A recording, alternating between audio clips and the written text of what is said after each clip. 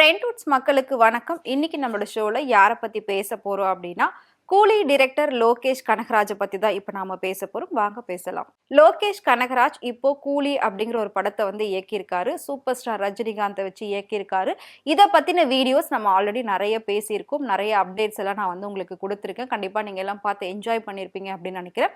So அந்த வகையில இப்போ லோகேஷ் கனகராஜ் ரீசெண்டா ஒரு இன்டர்வியூ கொடுத்திருக்காரு. இந்த படத்தை பத்தின ஒரு சில விஷயங்களை சொல்லியிருக்காரு. ஸோ அது என்ன அப்படின்றத பார்க்கலாம். ஸோ கூலி படம் ஆகஸ்ட் 14 ரிலீஸ் ஆக போகுது. இந்த படம் மக்கள் மத்தியில மட்டும் இல்லாம சூப்பர் ஸ்டாரே இந்த படத்தை பெரிய அளவுல எதிர்பார்த்துட்டு இருக்காரு அப்படின்னு தான் சொல்லணும். ஏன் அப்படின்னா அவ்வளோ அளவுக்கு இந்த படம் வந்து தனித்துவம் வாய்ந்தது அப்படின்னு சொல்லியிருக்காங்க.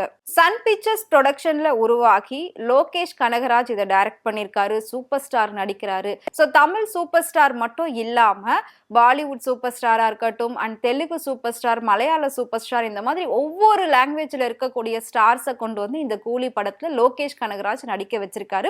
கிட்டத்தட்ட 350 கோடி பட்ஜெட்ல இந்த படம் வந்து உருவாகி இருக்கு. இதுல வந்து நிறைய சுவாரஸ்யமான விஷயங்கள்லாம் இருக்கு அப்படின்னு சொல்லி அந்த டைரக்டர் சொல்லியிருக்காரு. அது மட்டும் இல்லாம லோகேஷ் கனகராஜ் வந்து மாஸ்டர், லியோ அண்ட் விக்ரம், அது மட்டும் இல்லாம கைதி, இந்த மாதிரி மாபெரும் வெற்றி படங்களை கொடுத்தவர்.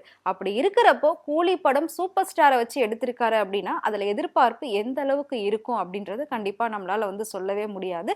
ஸோ அவ்வளோ அளவுக்கு மொத்த பேரும் எதிர்பார்த்துக்கிட்டு இருக்காங்க இந்த கூலி படத்தை.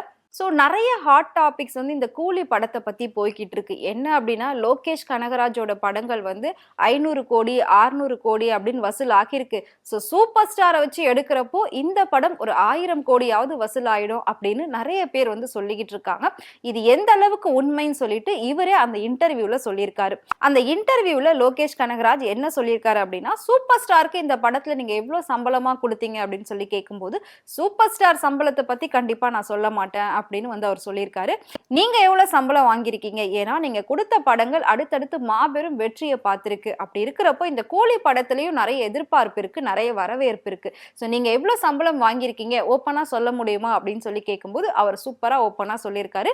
கிட்டத்தட்ட 50 கோடி ரூபாய் இந்த படத்துக்கு நான் வந்து சம்பளமா வாங்கியிருக்கேன் அப்படின்னு சொல்லியிருக்காரு. அது மட்டும் இல்லாம ஸோ உழைப்புக்கு கிடைச்ச ஒரு நல்ல ஊதியமா இதை வந்து நான் பார்க்குறேன்.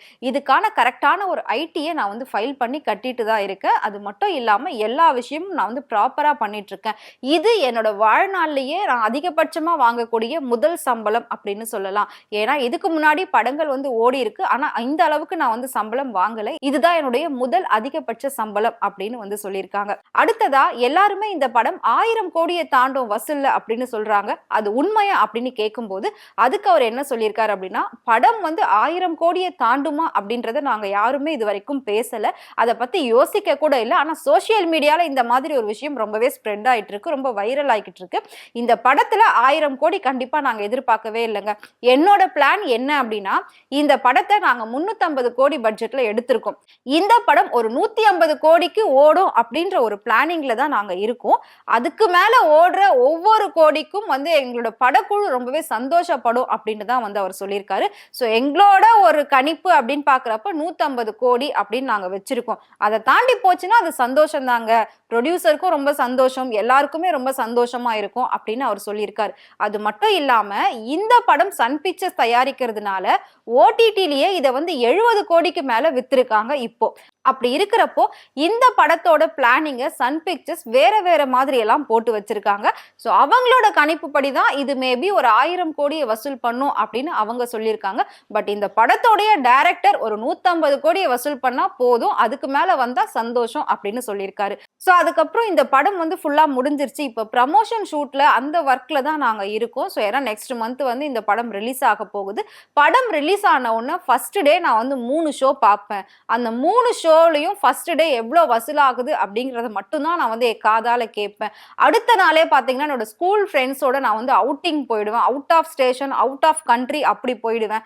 திரும்பவும் ஒரு வாரம் கழிச்சு தான் நான் வந்து அந்த படத்தோட நிலைமை என்ன அப்படின்றதையே கேட்டு தெரிஞ்சுக்குவேன். ஸோ நடுவில் அதை பற்றி கொஞ்சம் கூட யோசிக்கவே மாட்டேன். ஸோ அந்த படம் ரிலீஸ் ஆன ஃபர்ஸ்ட் டே ஃபர்ஸ்ட் 3 ஷோ இதில் என்ன வருது அப்படிங்கிறத தெரிஞ்சுக்குவேன். அதுக்கப்புறம் நைட்டே நான் வந்து அவுட்டிங் கிளம்புவேன். இதுதான் நான் ரொட்டீனாக பண்ணிக்கிட்டு இருக்கேன். இந்த படத்துக்கு மட்டும் இல்லைங்க, இதுக்கு முன்னாடி என்னோட படங்கள் எப்போ வந்தாலும் இதை தான் நான் பண்ணியிருக்கேன். இதுக்கப்புறமும் அப்படிதான் பண்ணுவேன் அப்படின்ற மாதிரி சொல்லியிருக்காரு. அதுக்கப்புறம் திரும்பவும் இந்த படத்துல சூப்பர் ஸ்டாரை விட்டுருங்க, மத்தவங்களுக்குலாம் எவ்வளவு நீங்க சம்பளம் கொடுத்திருக்கீங்க அப்படின்னு கேக்குறப்போ நான் சொன்ன மாதிரி ஒவ்வொரு லாங்குவேஜ்லயுமே ஒவ்வொரு ஸ்டார் வந்திருக்காங்க. அப்படி இருக்கிறப்போ நாகார்ஜுனாக்கு 20 கோடி ரூபாய் சம்பளமா கொடுத்திருக்காங்களாம். பாலிவுட்ல இருந்து அமீர் கான் இந்த படத்துல நடிச்சிருக்காரு. அவருக்கு 25 கோடி ரூபாய் சம்பளமா கொடுத்திருக்காராம். நம்மளோட சூப்பர் ஸ்டாருக்கு வந்து 150 கோடி ரூபாய் சம்பளமா கொடுத்திருக்கிறதா ஆஃப் கேமரால இவர் சொல்லியிருக்காரு. பட் இந்த விஷயமும் இப்ப ரொம்பவே வைரலா போய்கிட்டு இருக்கு. சோ லோகேஷ் கனகராஜ் கூலி படத்தை பத்தின ஒரு பிளானிங் அப்படின்னா இதுதான் வச்சிருக்காரு. இப்படிதான் வரப்போகுது.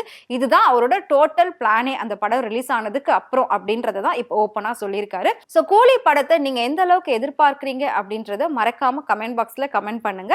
இதே மாதிரி நிறைய சினிமால நடக்கக்கூடிய இன்ட்ரெஸ்டிங்கான விஷயங்கள், நிறைய டே பை டே அப்டேட்ஸ் எல்லாம் உங்களுக்கு தெரியணும்னு நினைச்சீங்கன்னா மறக்காம ஃப்ரெண்ட் சேனலை ஃபாலோ பண்ணிக்கோங்க.